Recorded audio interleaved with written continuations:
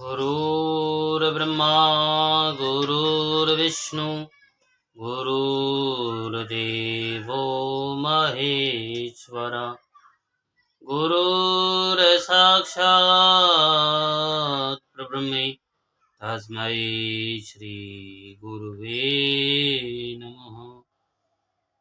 ॐ गजाननं भूतगणाधिसेवितं कपितजम्बलचारुभक्षणं उमासुतं शोकविनाशकारिकं नमामि विघ्नेश्वरपादपङ्कजं।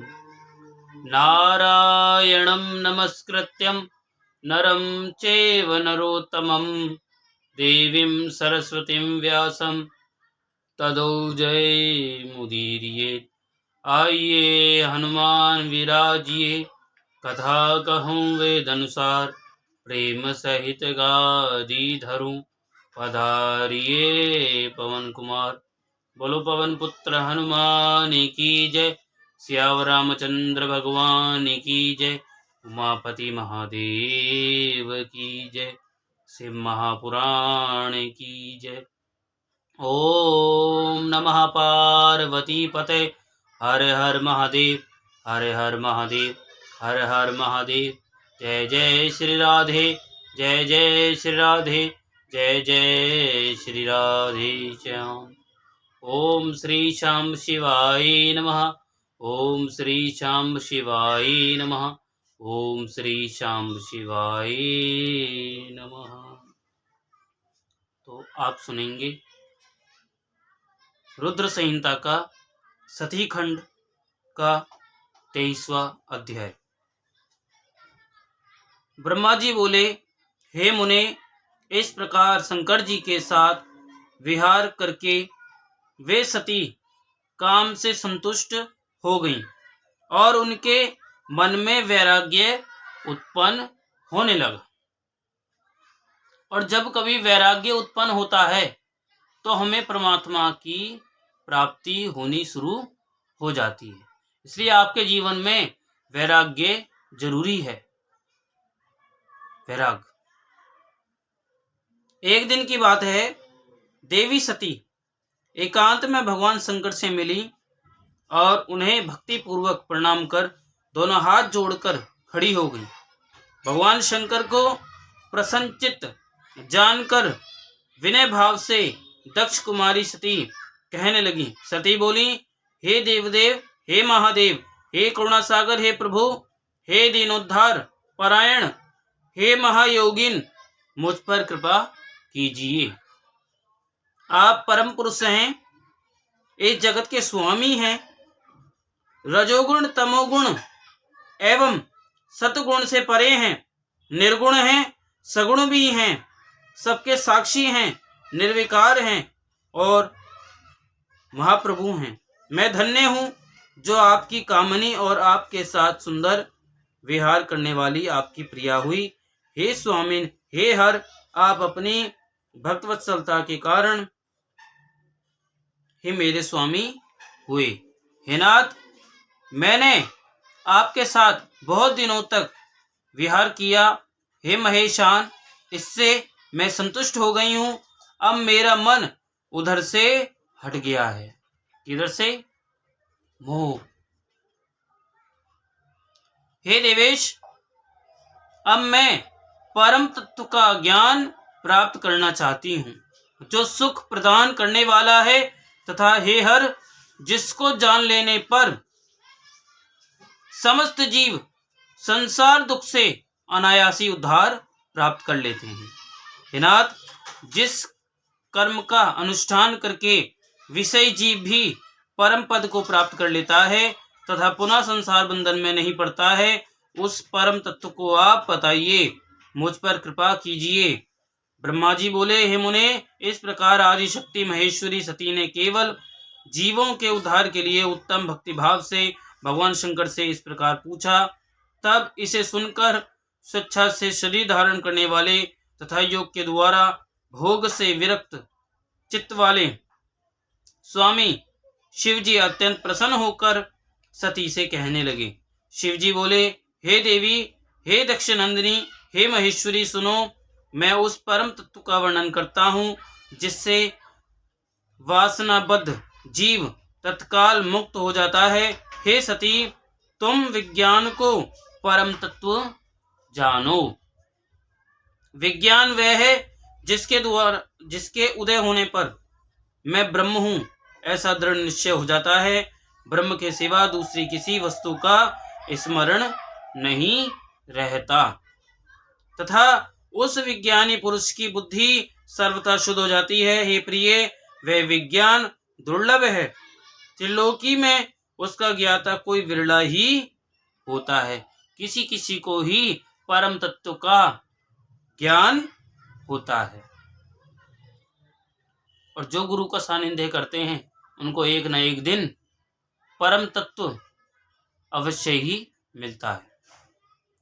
वह जो और जैसा भी है सदा मेरा यही स्वरूप है, साक्षात परात्पर ब्रह्म है। इस प्रकार के विज्ञान की माता केवल मेरी भक्ति है जो भोग और मोक्ष रूप फल प्रदान करती है। वह मेरी कृपा से सुलभ होती है। वह भक्ति 9 प्रकार की कही गई है। हे सती, भक्ति और ज्ञान में कोई भेद नहीं है।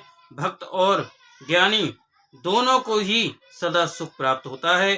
भक्ति के विरोधी को विज्ञान की प्राप्ति नहीं होती। हे देवी, मैं सदा भक्त के अधीन रहता हूँ और भक्ति के प्रभाव से जाति ही नीच मनुष्यों के घरों में भी चला जाता हूँ। हे देवी, वह भक्ति 2 प्रकार की कही गई है, सगुण और निर्गुण। जो वेदी अर्थात शास्त्र विधि से प्रेरित और स्वाभाविकी भक्ति होती है वह श्रेष्ठ है और इससे भिन्न जो कामना मूलक भक्ति है वह निम्न कोटि की कही गई है। सगुण और निर्गुण भक्ति ये दोनों प्रकार की भक्तियां नैष्ठिकी और अनिष्ठिकी के भेद से 2 प्रकार की हो जाती हैं। नैष्ठिकी भक्ति 6 प्रकार वाली जाननी चाहिए और अनैष्ठिकी एक ही प्रकार की कही गई है। विद्वान पुरुष विहिता और अविहिता आदि भेद से उसे अनेक प्रकार की मानते हैं। इन द्विविध भक्तियों के बहुत से भेद प्रभेद होने के कारण इनके तत्व का अन्यत्र वर्णन किया गया है। प्रिय मुनियों ने सगुण और निर्गुण दोनों भक्तियों के 9 अंग बताए। हे दक्षनंदिनी, मैं उन 9 अंगों का वर्णन करता हूँ, तुम प्रेम से सुनो। श्रवणम कीर्तनम चैव स्मरणम सेवनम तथा दास्यम तथार्चनम देवी वंदनम मम सर्वदा।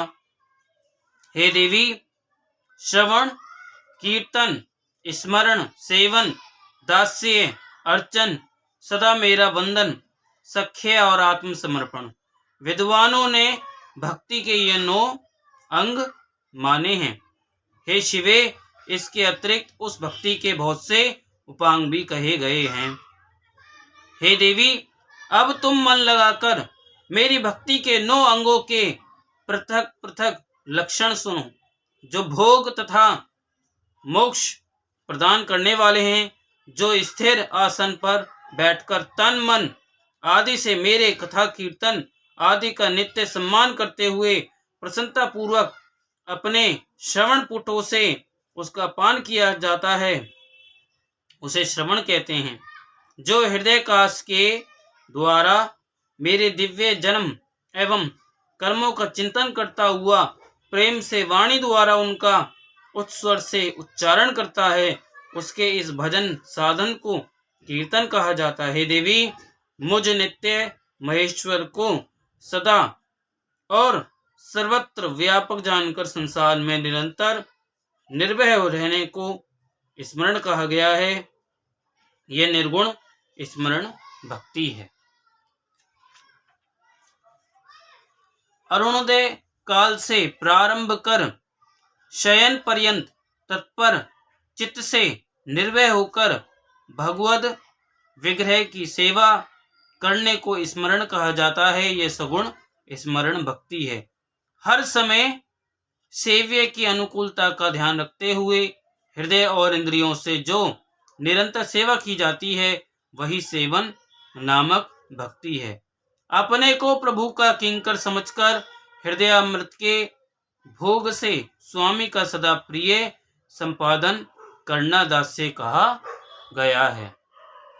अपने को सदा सेवक समझकर शास्त्रीय विधि से मुझ परमात्मा को सदा पाद आदि 16 उपचारों का जो समर्पण करना है उसे अर्चन कहा जाता है। वाणी से मंत्र का उच्चारण करते हुए तथा मन से ध्यान करते हुए 8 अंगों से भूमि का स्पर्श करते हुए जो इष्ट देव को अष्टांग प्रणाम किया जाता है उसे वंदन कहा जाता है। ईश्वर मंगल अमंगल जो कुछ भी करता है वह सब मेरे मंगल के लिए है, ऐसा दृढ़ विश्वास रखना सख्य भक्ति का लक्षण है। देह आदि जो कुछ भी अपनी कही जाने वाली वस्तु है वह सब भगवान की प्रसन्नता के लिए उन्हीं को समर्पित करके अपने जीवन अपने निर्वाह के लिए कुछ भी बचा कर न रखना अथवा निर्वाह की चिंता से भी रहित हो जाना आत्मसमर्पण कहा जाता है। मेरी भक्ति के ये 9 अंग हैं जो भोग तथा मोक्ष प्रदान करने वाले हैं।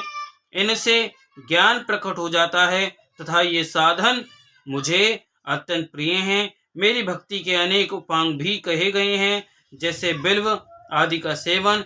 इनको विचार से समझ लेना चाहिए। हे प्रिय, इस प्रकार मेरी सांगोपांग भक्ति सबसे उत्तम है। ये ज्ञान वैराग्य की जननी है और मुक्ति इसकी दासी है। हे देवी, भक्ति सर्वदा सभी कर्मों के फलों को देने वाली है। यह भक्ति मुझे सदा तुम्हारे समान ही प्रिय है। जिसके चित्त में नित्य निरंतर यह भक्ति निवास करती है वो मुझे अत्यंत प्रिय है। हे देवेशी, तीनों लोकों और चारों युगों में भक्ति के समान दूसरा कोई सुखदायक मार्ग नहीं है। कलयुग में तो यह विशेष सुखद एवं सुविधाजनक है, क्योंकि कलयुग में प्रायः ज्ञान और वैराग्य दोनों ही ग्राहक के अभाव के कारण वृद्ध उत्साह शून्य और जर्जर हो जाते हैं। परंतु भक्ति कलयुग में तथा अन्य सभी युगों में भी प्रत्यक्ष फल देने वाली है। भक्ति के प्रभाव से मैं सदा भक्त के वश में रहता हूँ, इसमें संदेह नहीं है। संसार में जो भक्तिमान पुरुष है उसकी मैं सदा सहायता करता हूँ और उसके कष्टों को दूर करता हूँ। उस भक्त का जो शत्रु होता है वह मेरे लिए दंडनीय है। हे देवी, मैं अपने भक्तों का रक्षक हूँ। भक्त की रक्षा के लिए ही मैंने कुपित होकर अपने नेत्र जनित अग्नि से काल को भी भस्म कर डाला था।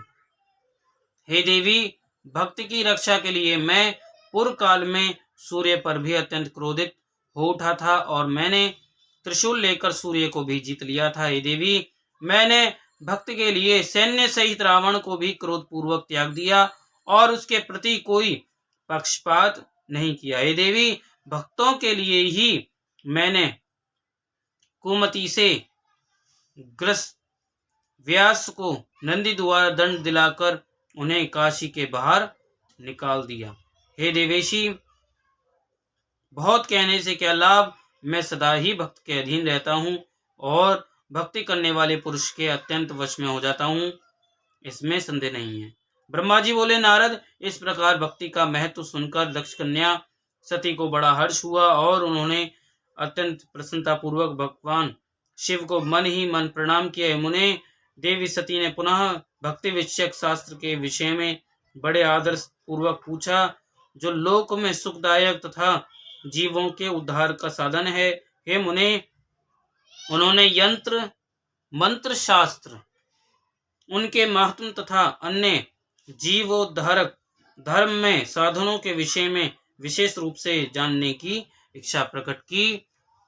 सती के इस प्रश्न को सुनकर शंकर जी के मन में बड़ी प्रसन्नता हुई। उन्होंने जीवों के उद्धार के लिए सब शास्त्रों का प्रेम पूर्वक वर्णन किया। महेश्वर ने पांचों अंग सहित तंत्र शास्त्र, यंत्र शास्त्र तथा भिन्न भिन्न देवेश्वरों की महिमा का वर्णन किया। हे मुनीश्वर, महेश्वर ने कृपा करके इतिहास कथा सहित उन देवताओं के भक्तों की महिमा, वर्णाश्रम धर्म, राजधर्म, पुत्र और स्त्री के धर्म की महिमा, कभी नष्ट न होने वाले वर्णाश्रम, जीवों को सुख देने वाले वैदिक शास्त्र एवं ज्योतिष शास्त्र, उत्तम सामुद्रिक शास्त्र तथा अन्य भी बहुत से शास्त्रों का तत्वतः वर्णन किया। इस प्रकार लोकोपकार करने के लिए सद्गुण संपन्न, शरीर धारण करने वाले, तीनों लोगों को सुख देने वाले सर्वज्ञ परब्रह्म स्वरूप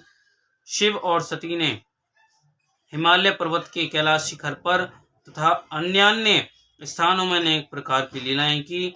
यहीं पर 23वां अध्याय विराम होता है।